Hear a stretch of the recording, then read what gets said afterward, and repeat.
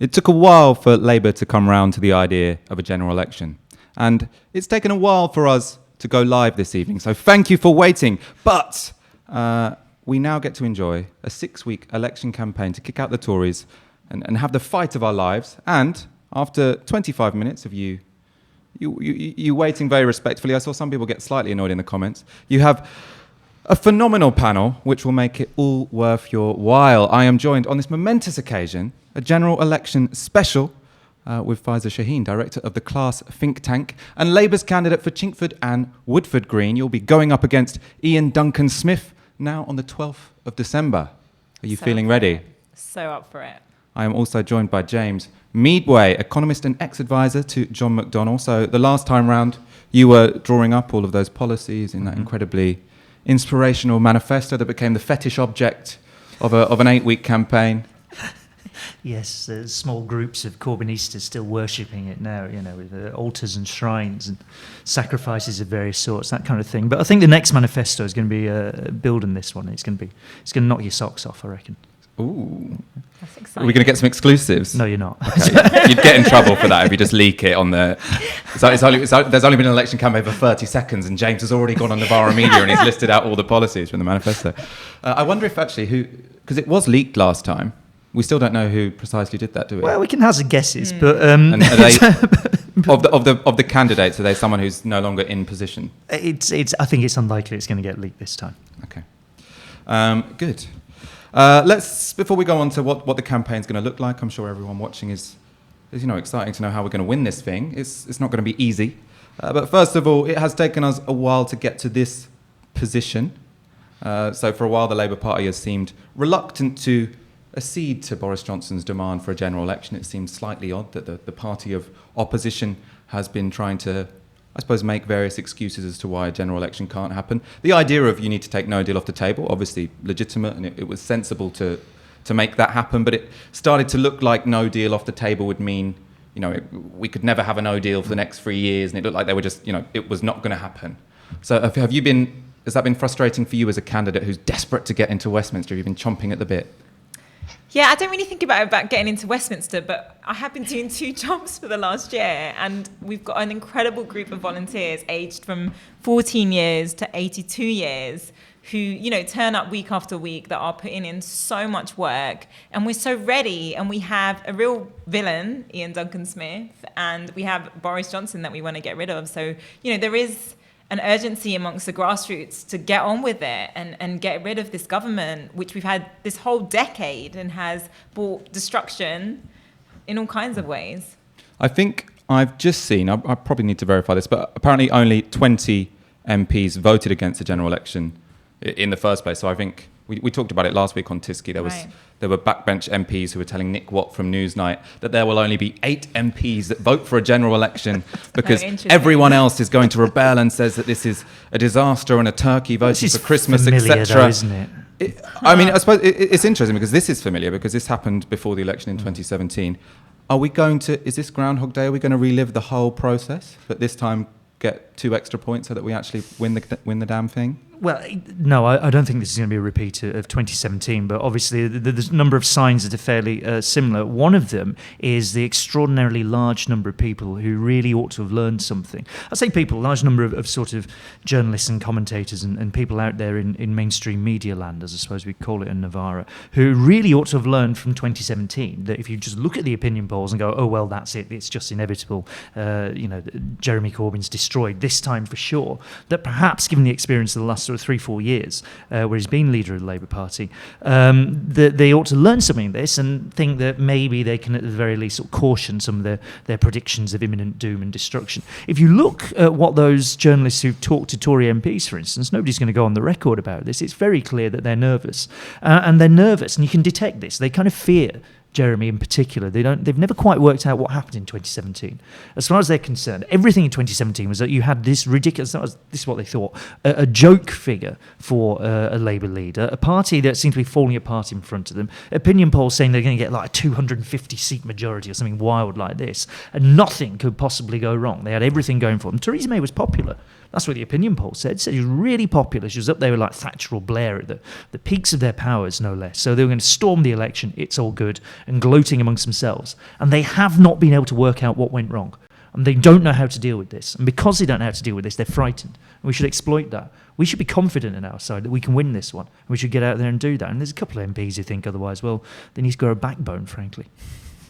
So the counterpoint to that, in terms of, I suppose, some people like to I suppose, suggest that we do know what happened in 2017, and it was that Labour were up against the worst election Absolute campaign nonsense. in history. Yeah. Absolute nonsense. And that this time around, I think it's fair enough to say it was a somewhat complacent general election campaign from the Tory side, and that they didn't seem to think they had to write a manifesto that would... Look, the Tories... They ran on austerity, this annoys me. Look, the campaign in 2017, Theresa May delivered the biggest share of the vote for the Conservatives since Margaret Thatcher in 1983, right? The Tories' vote increased markedly. This was, on its own terms, a successful strategy that they attempt to execute. Now, you can talk about the execution not being particularly brilliant, that Theresa May couldn't carry the weight that was placed on her of this presidential campaign, for example. But the strategy they had worked really well. And the only thing that stopped the Tories winning that fat majority that they all thought they were going to get was the Labour campaign surging even more than the Tories did, and the incredible increase in the Labour vote share over the course of that campaign. That's what broke it, not the Tory campaign being inept way, because they got a really good vote. If they do that well this time, I'll be astonished, and they will be doing really well to do that well. I mean, what they will be doing this time, though, is, I suppose, argue... It's going to be harder to make the anti-austerity argument, right? Or will it be? I suppose that should be an open question, because last time around they really ran on, or at least as far as I remember, they didn't really reassure anyone that actually things were going to get better and they were going to pump money into the NHS and they were going to pump money into the police, and so the Labour Party could run quite a conventional... Well, I suppose it wasn't conventional because at the time it seemed groundbreaking, but now the Overton window has changed. It seems like a conventional strategy, which is to say, you guys are cutting... You guys are cutting school budgets, you guys are cutting NHS budgets, you guys are cutting police budgets, we don't need to do this, we're not going to do this. And that was part of Labour's pitch, and it was very successful. I don't know, I suppose you're speaking to people on the doorstep a lot in Chingford and Woodford Green. Do you speak to people who still think of the Tory party as a party of austerity, and the party where if they get re-elected you'll still have schools which are squeezed for cash, or have people bought this line that the Tories are ready to turn the taps back on? Not really. There's not a lot of trust, especially in Boris Johnson. Now, there are the diehard Tory voters, and they'll just say, well, they're going to get more police officers now. Fine.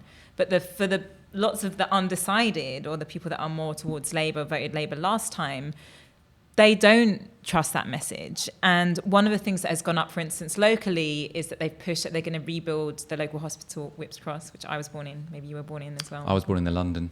Oh, okay. I'm not sure why. Are they? Yeah. Anyway. Me and Faiza are from we went to the same sixth form college. There's a reason for this. So, they've said, there's going to be 2.7 billion for 6 new hospitals. Now, when you break that down, that isn't enough for 6 new hospitals. When you look at the plans for that new hospital, it's going to be less beds than what we've got now, even though they're expecting demographic change or an increase. So, there's all kinds of lies and cheats, within what they're putting out. And over a 5-6 week election period, people will see that. And actually, a lot of people already see it. And I see it go up on local Facebook pages where Ian Duncan Smith is obviously trying to make this case that, look, I've solved it. I managed to get us some money for Whipps Cross. And immediately underneath, someone does the maths and says, wait a minute, that's not enough money. And then someone else says, actually, they're saying there's going to be less beds. And very quickly, it goes from great to like, oh, this is a lie. And, they will talk about, the 3 things. They'll talk about crime, health, education, but on all 3 of those things, their offer is shallow, if not an outright lie.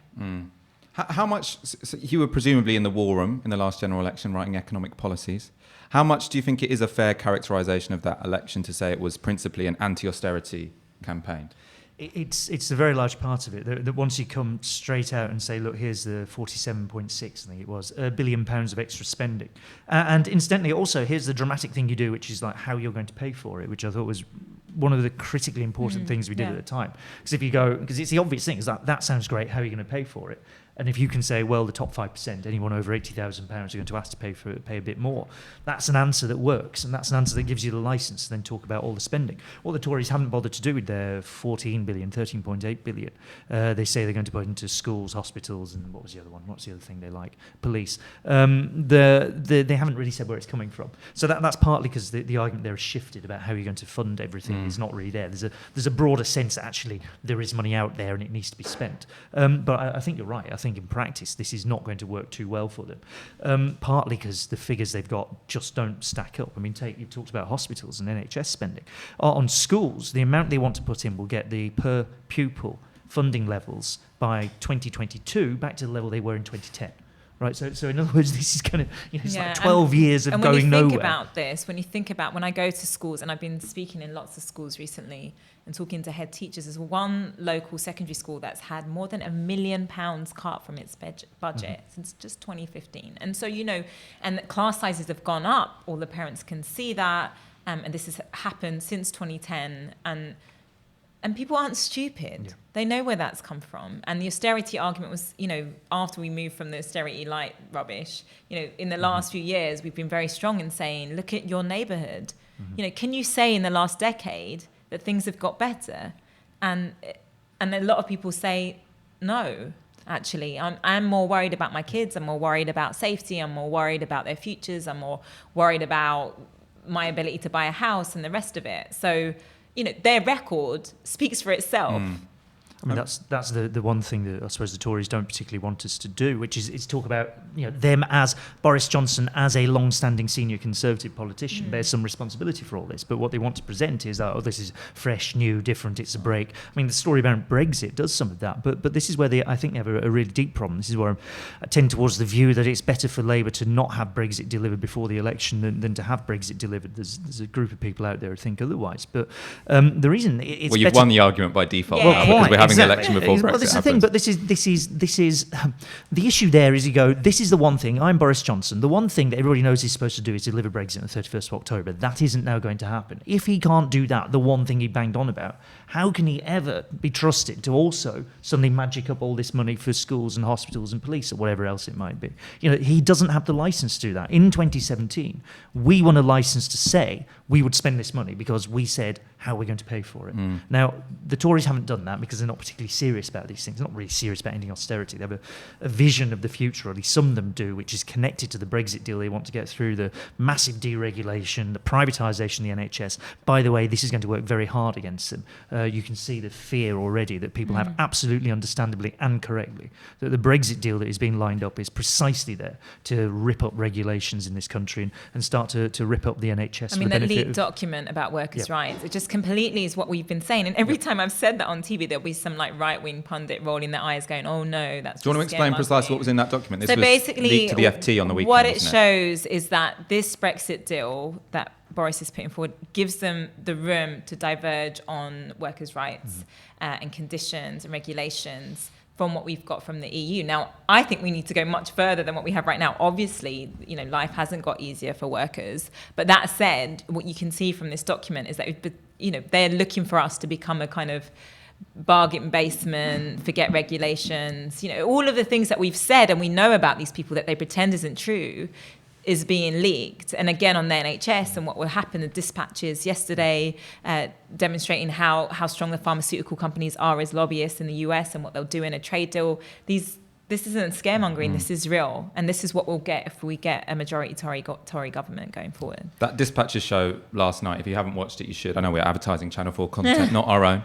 But to be honest, I'd quite like that to be repeated, weekly until the election happens. And the point it made, which was, I think, done very successfully, is when Boris Johnson says the NHS won't be up for sale in the trade negotiations. I mean, what he's talking about is privatisation. We're not going to literally sell the NHS to an American corporation, which, I mean, we don't know. I don't think we have much reason to trust he won't. But at the same time, it's not the most likely outcome of that trading negotiation. What is incredibly likely and what is within the objectives of the Americans when they go to that table, and something that I don't think the British side have ruled out explicitly, is that the Americans want their corporations to be able to sell drugs to the NHS at the prices that they sell on the free market in the United States. And what we have at the moment is a national health service which can bargain down prices. It's why Bernie Sanders always talks about single payer, because if you have a single payer system, you can bargain down the prices of drugs, and then you don't get ripped off by pharmaceutical companies who are just making drugs which are slightly different so they can get a new patent. And what the Americans want is for our health service to be subject to the same extortion, I suppose, that the American drug companies do for Americans, where drugs are 7 times as expensive as they are here. I suppose let's focus on Brexit a bit, because I think there are two. There are two. You might say it's a false dichotomy, but I think it's evident that within the Labour Party and within important positions within the Labour Party, there are two ideas about how you go into this election and what your strategic priority is. One of them is that this is ultimately going to and inevitably be a Brexit election, and Labour's principal challenge is to win back voters, people who voted for them in 2017 but who switched to the Lib Dems over the last 2 years, and to persuade them that they can feel comfortable, confident, happy voting for the Labour Party. And if you rebuild somewhat of a implicit Remain alliance, that will be the Labour Party's best route to government. The other position is that because of the spread of people who voted Remain and Leave, if you become a Remain party, you might stack up votes in the cities, you might stack up votes in safe seats. But ultimately, what the Tories are trying to do, the Tories' plan for a majority runs through Labour Leave seats. Mm-hmm. And so if we go for this strategy of focusing on Lib Dem waivers, that's what the Tories want us to do, and that's how we end up with a Tory government. So I don't know what both of you think. I suppose it'd be... You actually, your seat's interesting because it was 52-48 Leave, wasn't it? No, Remain. Oh, Remain. About 51% Remain. 51, okay, so it's sort of 50-50, and the vote share, it's almost a bit bellwether-y, isn't it? Yeah, it does. How do you think that debate would apply to your constituency? So the one thing, last time round, I was just running the think tank and doing a lot of the policy thinking, and now that I do the campaigns work on the ground, you realise how important it is to localise these arguments. So a lot of Lib Dems, they might say when they open the door, I'm planning to vote Lib Dem. You look at what's going to happen if they vote Lib Dem, which they get a tiny share. So last time round, the Labour Party got 44% of the vote, and Lib Dems got 4%. They look at the bar chart we give them and they say, okay, I can see it's either you or Ian Duncan Smith. And in that case, who is the Remain candidate? I'm the Remain candidate. I'm the one that would vote for a second referendum. I'm the one that thinks that Brexit is a mistake. So, that's where those localized arguments come into play. And so in essence, you end up building a Remain alliance, but it's not like an explicit one at the national level, because I have lots of disagreements with the Lib Dems. And, the big thing for Labour, and this is our asset, I've just been on TV on the BBC with a Lib Dem candidate and a Conservative candidate. They have nothing else to talk about apart from Brexit. Now, when I talk about Brexit, I say, I'm Remain, but that doesn't define my politics. And for me, it's much more important that we deal with the underlying issues that brought us Brexit. And Labour has so much to say on that, tackling regional inequalities, giving power back to coastal communities through owning wind farms, for instance. We've just got so much to say on every other issue. And Brexit for me has to be used as look, we can give, whether you're Leave or Remain, there's something in there for you, for Labour. But more importantly, we're going to actually address all your everyday issues. Do you sometimes think, so in a localised campaign, you're talking to people on their doorstep, and when you're talking to them, I can see how you can quite easily convince them that if you're a Remainer, that person to person, if you vote the Lib Dems, you're going to get a Tory Brexit, and if you vote me, you're going to get Remain.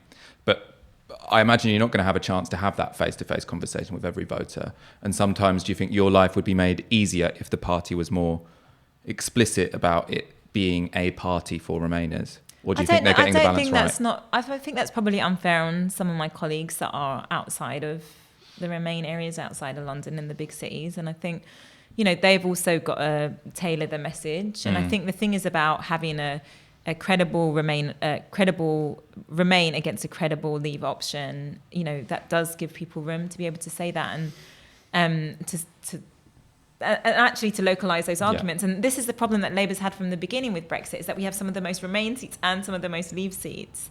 So I think we've got quite a clear policy now, and in that clear policy we can say, well, look, if you if you want a second referendum, if you want to Remain, I'm going to campaign for Remain. In other seats, people will be like, well, no, actually, I don't want to campaign for Remain. I'm going to campaign for whatever the Leave option is. So I think that gives room for people in different seats to make that argument. And that's the thing that's missed in the national conversation. People don't realise how much goes on at that local level in tailoring those arguments. And also, and this is critical, and this is why all the pundits keep getting it wrong, they don't realise that we have so many people that will come out no matter the weather, and they'll knock on doors because they are so up for change. They're so up for the change that has been put forward in these manifestos, a really big, fundamental, transformational change that we really desperately want. And so, that again, actually, the human contact, the human conversation it's really basic, but it works. How big a role do you think Brexit's going to play in this election? Nowhere near as big as I agree completely with Faiza, by the way. I think Labour's got itself to basically a workable and sensible position on Brexit, which is, saying to people, we've had 3 years of not exactly a wonderful spectacle in Westminster of various politicians, basically Tories, failing to deal with this. We go back to the people and then you decide and we do it. And it has to be a credible Leave versus Remain. And that's that. So I think that works. But in practice, it's a general election. And it won't be the same as 2017. I think it will be somewhat more of an issue because we have, in particular, a Tory party determined to try and make that happen. And then a whole load of kind of mainstream commentators and things also determined that everything should try and be about Brexit. But actually, people think about the future and they think about how their lives are and they think about how their children's lives are or might be and their grandchildren. They think about their local area and they think of any number of other things and they look at which party has the best sort of prospects or the best proposals to deal with that and they'll vote on that basis. They won't just march into the polling booth and decide on the basis of a single issue. An entire general election. The idea that people are going to behave like this. I mean, maybe there's some people who are very, very concerned about Brexit. There are, but they're a minority. They're really a minority. And the idea the entire election is going to swing around the minority preferences in this, I think, is completely wrong. Faiza's right. Like, we have a really good programme of what we could do that will make this country better for, like, the 95, 99% of people it will benefit. Right? That's what we have. We have a clear programme of what we're going to do in social care, what you're going to do for childcare, what we're going to do to scrap universal credit, what we're going to do to bring things that should never have been privatised back into public ownership, what we're going to do with free education. This is good, positive, promising stuff. This is a vision of the future that you could get behind. And actually, that's the final bit. The secret weapon in this is the membership and the activists, right? We still, now, this should concern us a bit because the Tory membership has gone up by about 60,000, 70,000 they're reporting at the minute. Now, I'm going to hazard a guess that these people aren't, sort of middle-of-the-road Burkean conservatives of a One Nation variety. Let's just sort of assume that that's probably not the case. But Labour's membership remains a 500,000. That is a huge advantage in the most decisive resource you can have in an election campaign in the modern world, which is the membership and the activists. You can get out talking to people. Because if you're in a world where people don't really trust journalists, they don't trust the media, they don't trust the BBC, God forbid, they don't really trust politicians, but they don't trust people they can talk to. They don't trust their friends and colleagues and neighbours and family. And if you have more people conducting those conversations and doing it in a structured way where you have something positive to say, then you have a decisive advantage. And that is the single reason I'm confident, or most confident, that we can do well in this election, because we have that advantage and the Tories do not. Are you worried about the season? So, I mean, it was, in 2017, summer 2017, that election, it did really feel like, life is good. The sun was shining. There were people on the streets from the morning to quite late in the evening. It was always comfortable, because it's a bit uncomfortable knocking on someone's door after dark. I mean, do you do that actually on a practical level? If it gets dark at 5, do you still knock people's doors at 6, 7, 8? Well, we'll need to, but I do think we'll probably have to think a little bit more about, phone banking and other ways of reaching people. I did check the weather straight away and saw that there's like a lot of rain over the next week. But again, I have this like incredible volunteer, Mary, who's like 82 years old, and she's not going to stop. This is a once, and this is the argument we have to make and to people listening and who understand this. This is like a once in a lifetime opportunity, and we cannot afford to miss this opportunity. The planet can't afford for us to miss this opportunity. And I don't want to wake up on the 1st of January in 2020 and look ahead at a decade of more Tories and to have Boris Johnson, of all people, in charge of this country. So you know what? It's going to be cold. I'm going to have to get my gloves out. We're going to have to double up in our coats and all the rest of it. I'm going to be standing outside stations at 7:30 a.m. in the morning, handing out leaflets, chatting to commuters. But it's just got to be done because we cannot have any regrets about this. And you know what? I love Christmas and I love the Christmas chair. And I think there's something in that we can draw on. Well, the good thing, I suppose, in terms of canvassing is it's more miserable doing it, but your contact rate will be higher because people are in the house. So in the summer, people are out quite a lot. In the winter, sometimes people don't answer their door as much in the dark. That's because in the anything. dark, yeah, but that makes sense. We'll see about that. We'll see how it pans out. Yeah. We need a sort of social media campaign which says if someone knocks on your door after dark, open it up, don't be scared, and then. We need to like. It could go wrong. Labour stickers. Come disguised as carol singers, something like this. Just sort of lure people into opening the doors and then knock them dead with some not literally, some fine socialist propaganda. I look at this is where it is a bit like 2017, because it was in 2017. It was like, okay, we have to make this work, and people responded to that. And I'm absolutely confident that people respond to this because, frankly, we've got an even worse opponent this time round.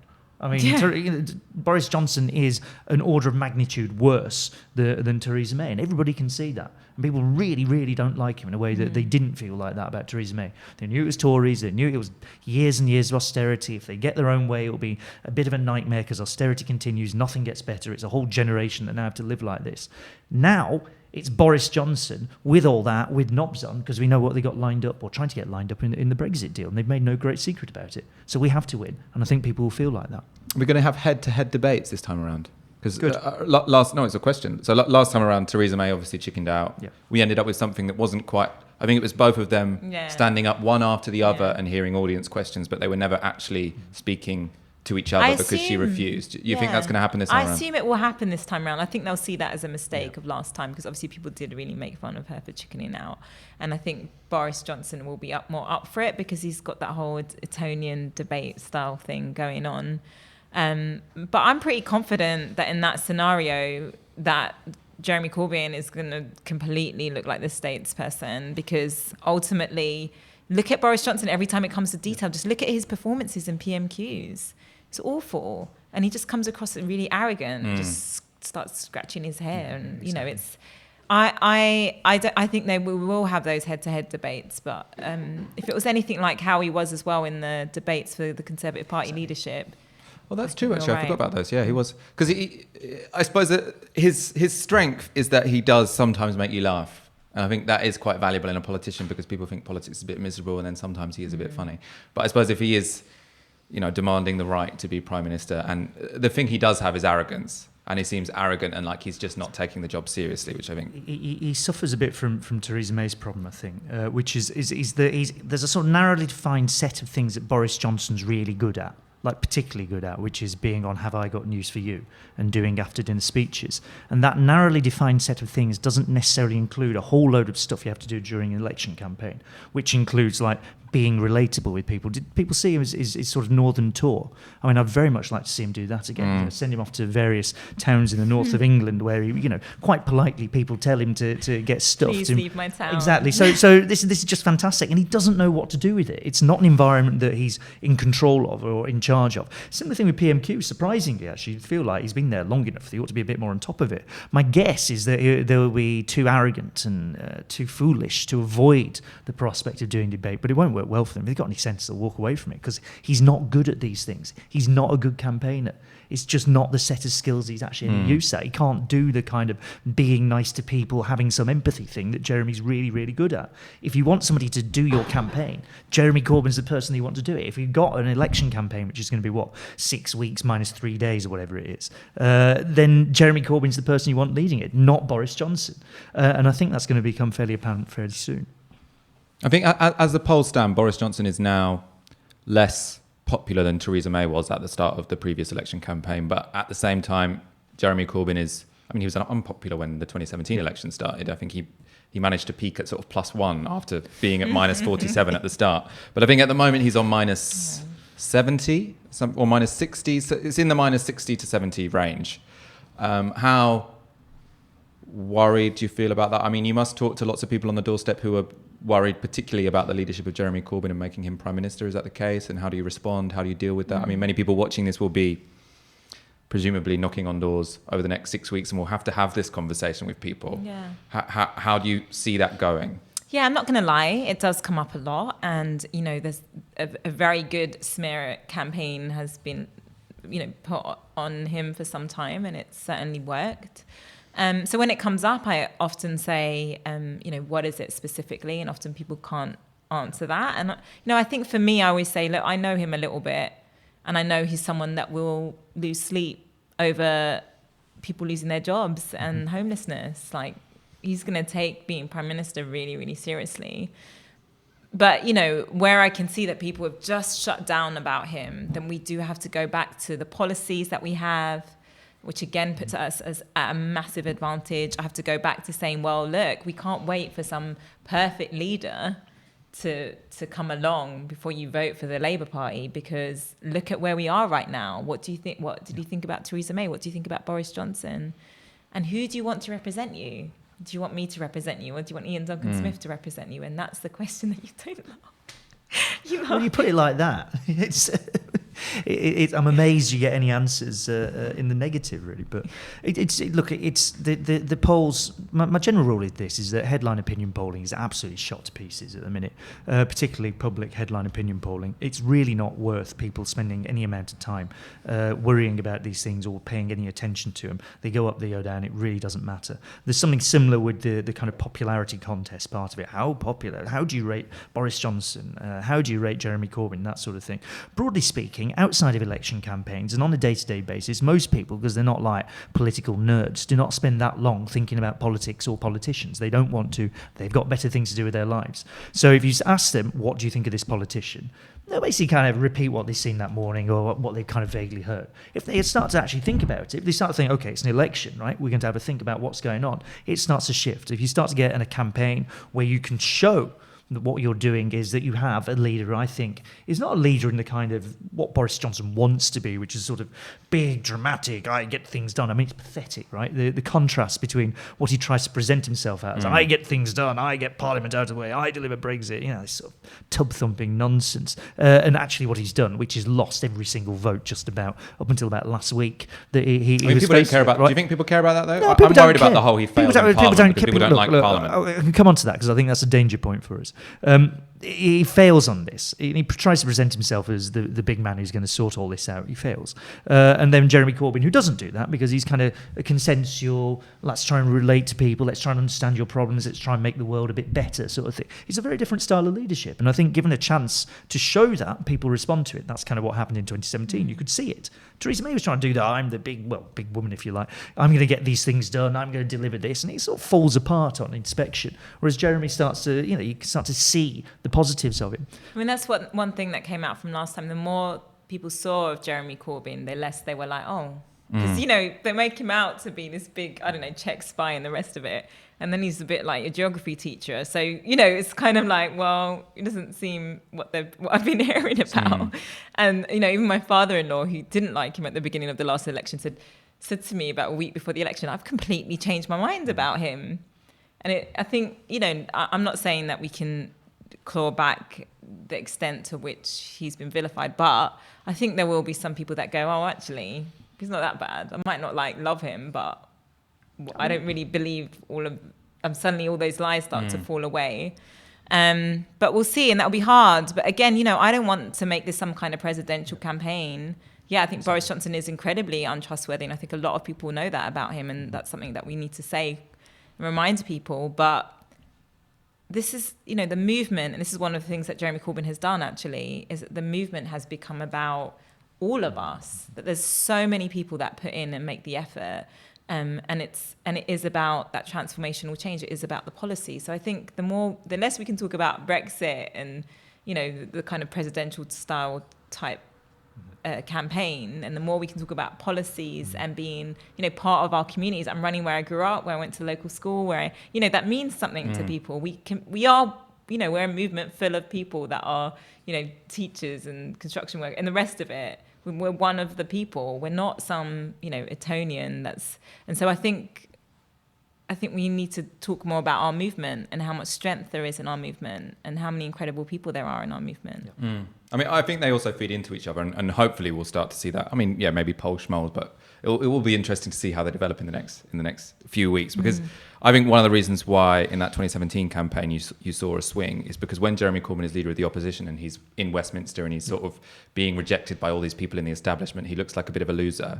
And then you get out onto the general election campaign and suddenly there's thousands of people who are queuing up at rallies, and not only does that motivate those people to canvass on doorsteps, but it also makes people think like maybe he's not a loser. But this is maybe a bit, there is something this is a going bit that on. really cheered me up. I was getting quiet because I was getting quite not depressed, but it was a bit sort of miserable to see this sort of business of everything being gummed up in Parliament. Because you're absolutely right.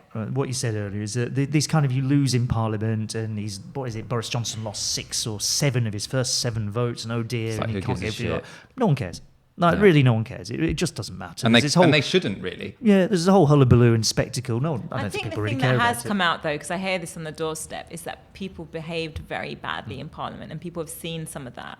Now, that's not Jeremy Corbyn, but they've seen people be rude and shout, and they've just actually everyone's been tarnished with that in a sense. Like, they behave like children, and think about the scenes that we've seen in the last few months alone, and the language that has been used. And so I think there is what's different about this time round as to last time that this time round, there's so many people that say, I'm not going to vote at all, and I'm fed up of all of them. Now, for me, as someone that's new and entering politics, it's a bit easier for me to say, well, we're never going to change that if we have the same old people there.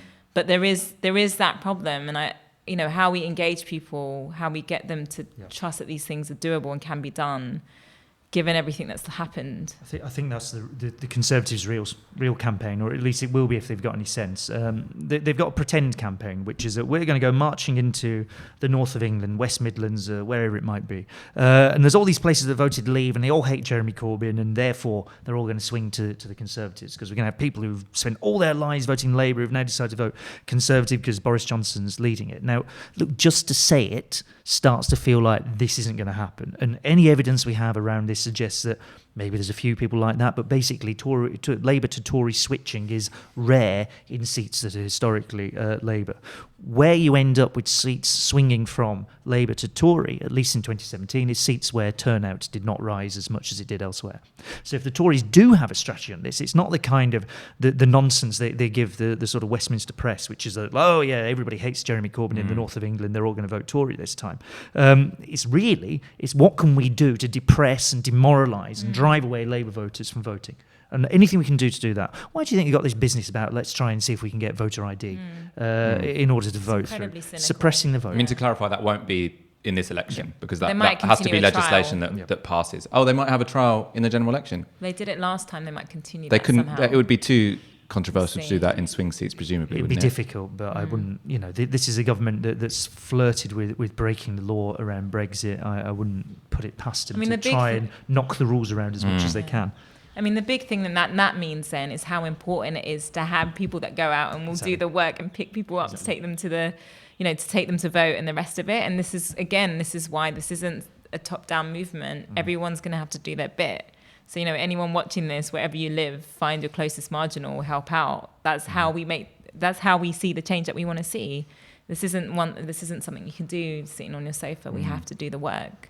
I want to talk about what some of the big headline policy battles are going to be in the election. I know, James, you wrote a very good article recently. Was it winning the general election in Tribune? Yeah. Which was about sort of like what policies winning the we general need election. to win the general election. It was very well titled. Before we do that, though, you are watching Tisky Sour. You are watching Novara Media. As we made clear at the beginning, we are preparing for the fight of our lives. And so we can do that as successfully as possible, as crisply as possible. And with technology, which means we go live on time, I promise. Please go to support.novaramedia.com and donate the equivalent of 1 hour's wage a month. And again, thank you again for this gorgeous studio, which we are now in, which was all thanks to your fabulous contributions during our fundraiser in September. As ever, like this video on YouTube. Share it on Twitter, share it on Facebook. Keep your comments coming. I'll go to your questions at the end. Let's talk about what the big policy battles are going to be over the next 6 weeks. So I think it's fair to say last time it was about nationalisation of key industries, ending austerity was probably the main one. Tuition fees was a big headline fee, which I think really indicated what the Labour Party were about. I was actually surprised at how well that went down on the doorstep, because there are some wonkish arguments as to why it's not the best use of that money. But people on doorsteps were like, no, I like that. That's an aspirational policy, and I sort of see how it works. Wonkish arguments. Honestly, this thing's the death of radicalism, of social movements, and frankly of Labour's prospects of winning the election. Honestly, it's nonsense. You go, well, look at my graph. Actually, we means tested this, and it means that actually people in this percentile are better off than they would have been otherwise. It's complete nonsense. Part of the whole Corbyn thing has been to shatter that sort of rubbish from the 1990s about, if we introduce a really clever, sophisticated mechanism that we can kind of carefully steer people towards some outcomes where there's a sort of marginal redistribution of slightly better off people to slightly worse off people, and look at my magic graph, and isn't this clever? And why won't people vote for it? It's because it's nonsense. Everyone knows it's nonsense. But it's very values, simple. isn't it? The big thing about that tuition fees is that it demonstrated Yep.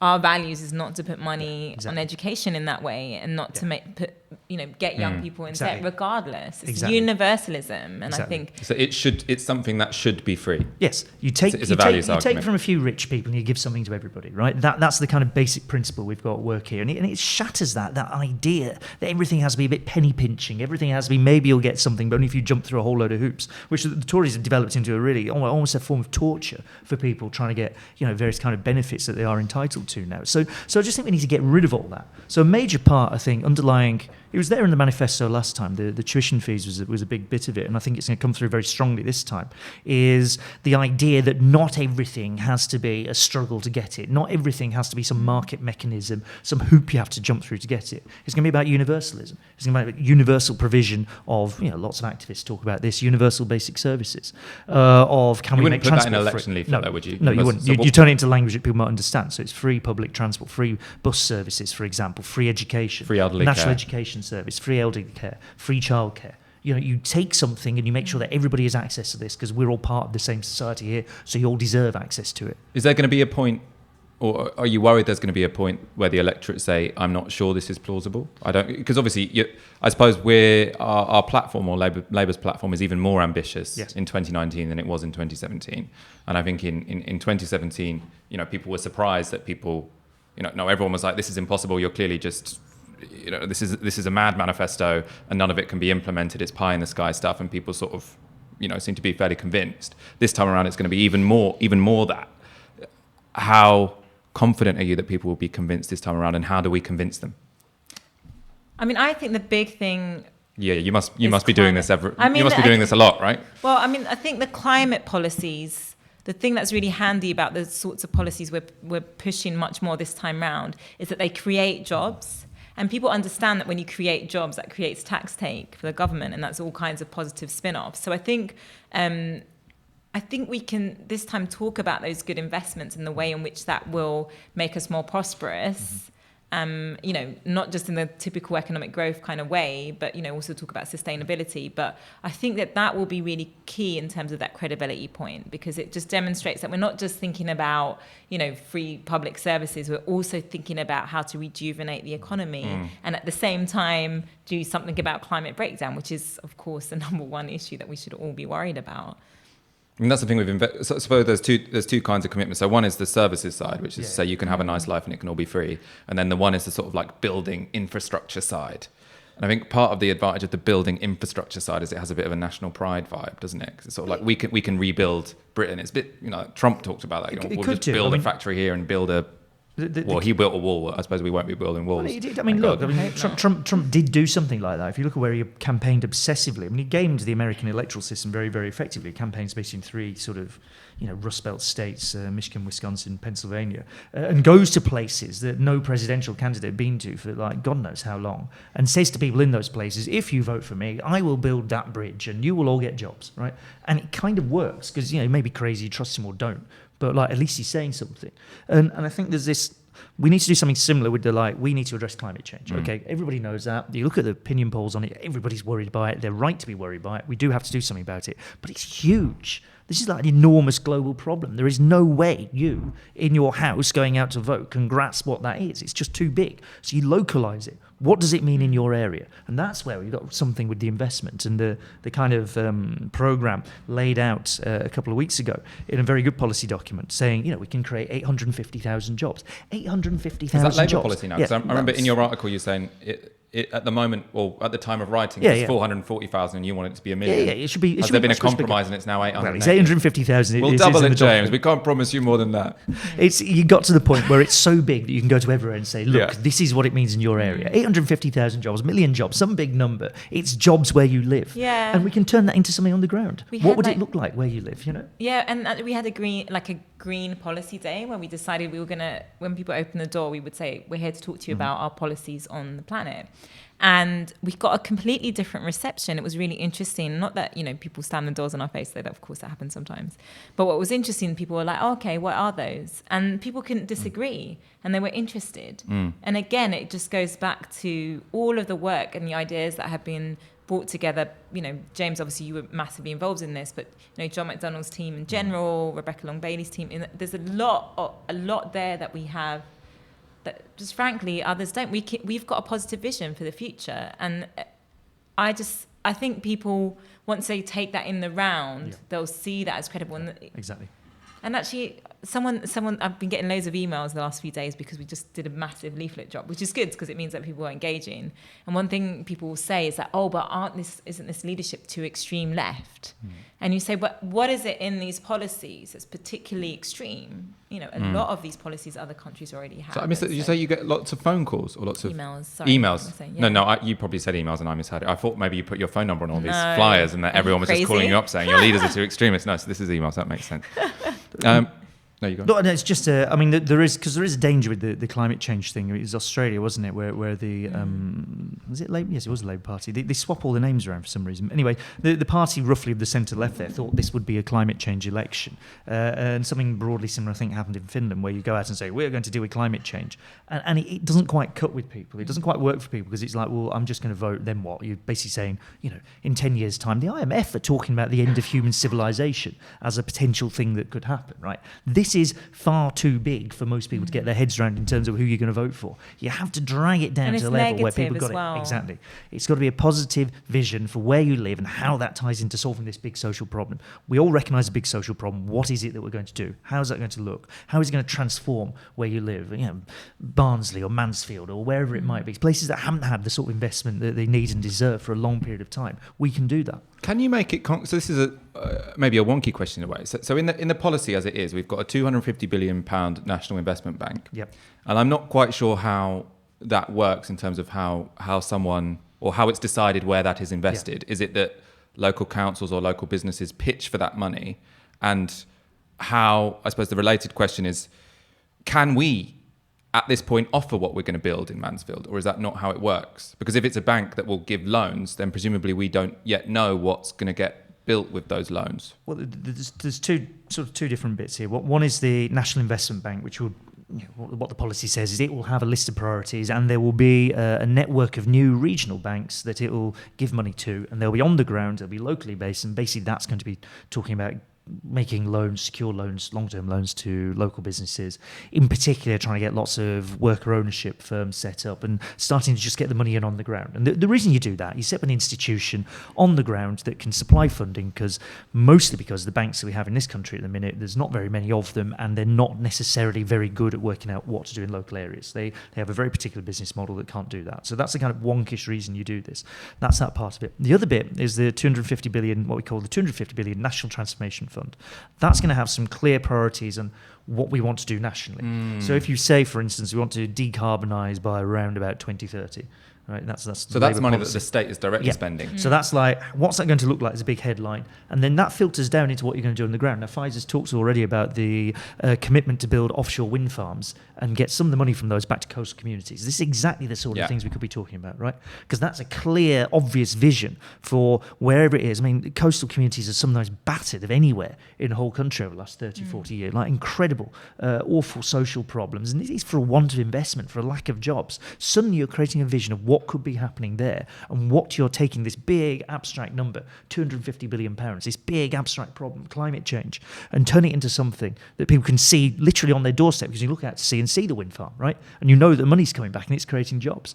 That's a vision that you can start to get to people. So that's, I think, how it works. That's been announced now, hasn't it? I want to start taking some audience questions. And while you're typing those, I want to say thank you for these super chats we're getting. So we got Hope has donated $20. Fight on friends, that is needed. I agree. And Andy has donated a very kind £100. That's really going to help the fighting fund. Andy. Nice. And Shawada Patrick. Shawada Patrick is a very committed viewer. See you in the comments all the time. £5. Okay. But I drove around London for hours yesterday awaiting camera stuff from TfL. Grrr. That might have been in response to another comment, because it doesn't make much sense out of context. To send me your questions. And Ben Pinder's given us a £5 as well. This is all very kind audience. Okay. I like this one. Tim Lagor. Will BJ stand in Uxbridge or find a parachute? This will presumably become clear in the next few days. I just think that he will go somewhere else. I get that it's going to look bad. Obviously, it's going to look very bad that he pulls out of that seat. But the risk is high. The risk right? is so high because, again, they'll know if there's a chance that you can get Boris Johnson out. I mean, his majority is something like just over 5,000 or something. Then Labour activists in West London are just going to flood that seat. Of course they are. And, demographically, the area's changed a lot. So there's every possibility that he could go. So I think he will just take the hit and switch seats. Wow. And Michael Walker has given £100, which I hope is not someone who's stolen my card, because I can't afford that. But presumably it's someone who shares my name. It will Thank come you very back much. to you, though, presumably, if it is you donating. Well, then I have to share it with everyone else in the organisation. That's not how funding works in this organisation, by the way. It's very, very well managed. Okay, this is good. I'm a very shy person, but I really want to help in the campaigning. How can I help in the effort?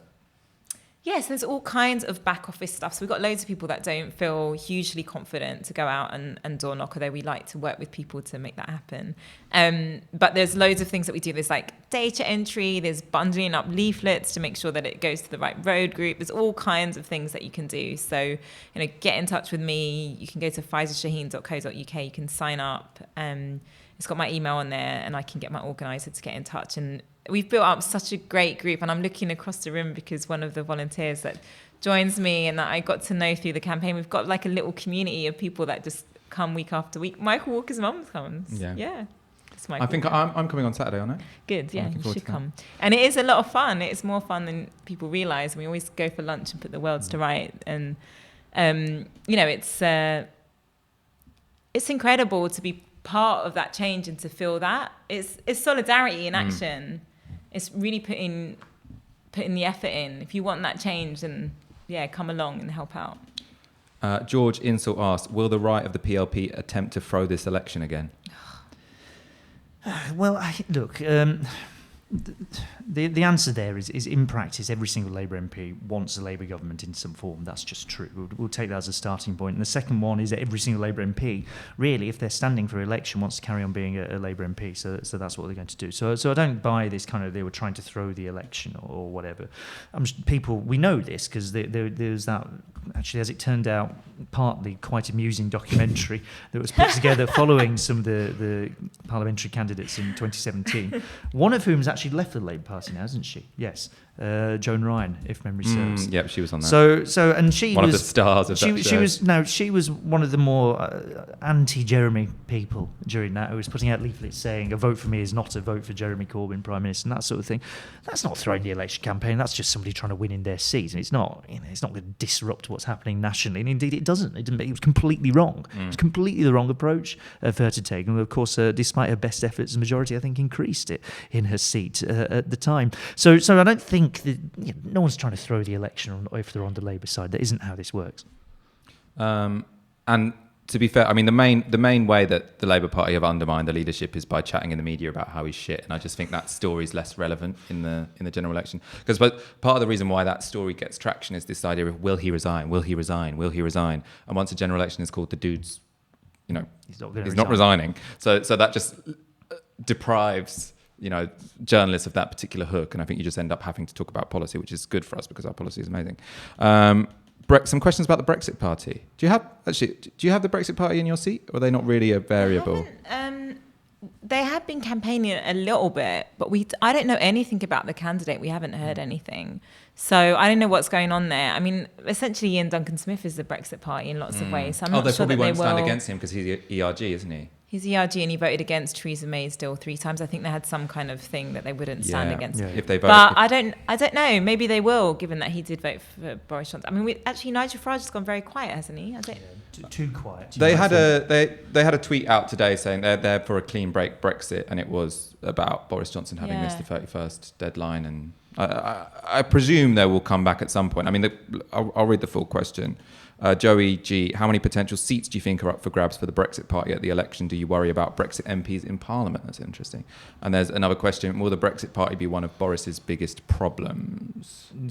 Well, the first one, I mean, it's dangerous to make very precise predictions. I think a fairly exact number for how many Brexit Party MPs I expect to get elected is basically 0. Like, first past the post is a very, very brutal system. And it means it's extremely hard as a minor party to get MPs elected. Look at the Greens. The Greens have been going for like 40, 50 years in various forms now. One MP, Caroline Lucas, who's been there for probably 7 or 8, 2010 she got elected first, I think. Mm-hmm. Have they broken out anywhere else? No, not for want of trying. It's extremely hard to break through. When you don't have first past the post, when you have a somewhat more proportional electoral system, they can get some distance, as we saw in the Euro elections. But this time around, probably 0. If there's places I can't think of any where there's like a clear split where you could split 4 ways, then maybe they could just about. But I can't really think of a place like that. Well, they're not polling higher than UKIP, I don't think. So I think going into the 20, are they? Because they're on about 15 at the moment, I think. Sometimes as low as 13, and that was similar to UKIP in 2015. It's a problem for Labour in places like Peterborough, where basically, the Brexit vote in the by-election just earlier this year meant the Brexit Party vote meant that the Tory vote was split and Labour did get the seat. So it is a problem where they're not going to do as well as they've been doing in the last 6 months, and it's gone a bit quiet on that front. But we'll see how that dynamic comes back up, because one of the things I think will become increasingly obvious is just how awful Boris Johnson's Brexit deal is, not just for us on the left, but also in terms of what it does with Northern Ireland. It probably will still upset, some of the hard Brexiteers in terms of what it means for institutions. I mean, there's, if you're a clean break Brexiteer, then this still doesn't do it for you. So it'll be interesting if that comes up as a dynamic again. But it's been quite quiet on the Brexit Party front, I think. My strong suspicion also, and this is more generally like how the election will play out, is that Brexit will fall away as an issue during the course of the campaign. And if you're the Brexit Party, that's kind of your big thing. Now, they do have other policies in this, and they have been doing some, modelled really on the Five-Star movement as much as anything in Italy. Some exercises in, meet the people, write down your policies, we promise to listen to it. They have some, one of their ones was, what was it? You shouldn't really repeat your opponent's propaganda, but they have one which is 200 billion on infrastructure outside of London, right? Pointedly outside of, so it's kind of, they're not sitting there doing nothing, they're not twiddling their thumbs, they're looking for ways in. There is this option of the Tories doing a deal with them. I don't think it gets talked about. I don't think it's particularly plausible. The Conservative leadership, as our unnamed source in number 10 has made very clear, but otherwise Dominic Cummings, under his own name, has made very clear in the past he's not very keen on doing a deal with anybody associated with the other Leave campaign. He views them as a sort of a joke and disruptors and that sort of thing. But equally, the Tories do in fact need sort of moderate Tories and people who voted Lib Dem and that sort of thing to vote for them if they want to form a majority. So if you suddenly sign up with Nigel Farage, most of that lot disappear somewhere else. So my guess is that won't happen. It remains to be seen where they'll try and pop up. I mean, there's a few seats that Farage himself has stood in before and got reasonably good votes. He might have another push at some of those. I think he has said he will stand, but he hasn't said where he's going to stand yet. Someone's asked when Purdah kicks in. If I'm correct, it kicks in when Parliament's dissolved, which, if I'm correct, is sometime next week. Yeah, although it was floated that the government might choose to ignore Purdah in a big list of hilarious constitutional things that they're not. Is that another one where it's a constitutional convention? Yeah. So that if you are breaking all the... But isn't Purdah something that applies not so much to the government, but more to the like local government. Or isn't it more to the media? So it's like the It's- BBC has to give a fair hearing to Corbyn, etc. That's actually a legal requirement under the Representation of the People Act. The issue with PERDA is basically that government is not supposed to make announcements as government during the election campaign. They're not supposed to use their privileges as the So government if because you he ignore remains it, the Prime Minister. You Yeah. just carry on making big old election So commitments. otherwise they can as get the whole government. civil service to do their whole manifesto and cost Exactly. it and the rest of it. But I mean, even though that's a convention, I'd have thought the civil service would be within their rights to say we're not going to follow through on that. I think it's going to be quite hard for them to actually do this. It must but- be in their professional, contract Yeah, to say the that Civil if- Service Code of Conduct would be quite clear about you having to be professional and unbiased and that sort of thing. So you'd assume it would actually be quite hard to get the civil service to do this, whatever you might want to do. So I think that's on the wilder list of suggestions. I'd assume that it would be, we'll have PERDA as per usual, and that will create a relatively more level playing field for the different parties. All right, final question. I like this one because it kind of took me by surprise as well. We haven't had many slogans like this. So Joey G, I've asked 2 questions from this person, I think. Bernie's new slogan in the US is, "I'm willing to fight for someone I don't know." I mean, it's a really amazing slogan in a really amazing speech. It was the Bernie's Back rally in New York where AOC came out in support for him. Do you think Labour should adopt a similar slogan? Took me by surprise because it's not the normal thing that gets that's propositioned by a party, I mean, because I you're do normally think- supposed to appeal yeah. to people's self-interest. yeah. I think there's something about the community aspect that's really important. I don't think those words would work in the same way here, but I think there is something about, we've been told for 40 years, just look after yourself. And actually, and this is the beauty of doing the work on the ground as well, is that you do see people looking out for each other, and that community is there. With the soul of our country is there underneath. We just haven't been pressing the right buttons. And I think we should talk more about our values and universal basic services. That whole idea comes from community and caring about each other, and putting the money in so you can look after each other at those times of need. So I think we should be bold about that general principle, but I don't know if we should adopt that. If I was going to be, I'm going to sound slightly cynical, but I think it's a slogan for a campaign where you're trying to be the candidate for a party, right? It doesn't sound like a slogan for an election in quite the same way. I mean, this line that seems to be used about real change, I think, is quite a good one, actually, because I think it raises the issue of change as it's real change rather than sort of fake Boris Johnson, lots of flapping about, nothing really happens change. So And it's also we're empowered in that change, because when you're all part of it, it's not kind of state down, like government hierarchical. Sorry. This is a mundane one, but Michael Walker's donated another 50 quid, and he does say Michael did lose his wallet, which is true. I lost my wallet yesterday, so I'm a bit freaked out. I need to work out what's going on and check.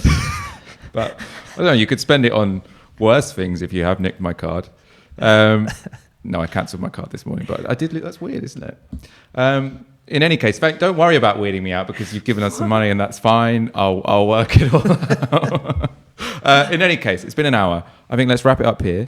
Thank you so much for both joining me on the day that the 2019 general election was called. 6 weeks' time, we will have Jeremy Corbyn as Prime Minister. I'm sure you'll be straight into the Treasury. You'll be straight into Westminster. Probably in the Treasury as in a ministerial position. We'll be here doing live shows on Novara Media.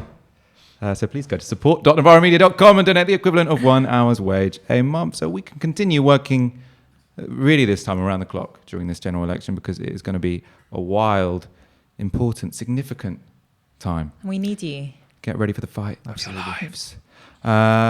This was Tiski Sauer. This was Novara Media. We will be back soon, and good night.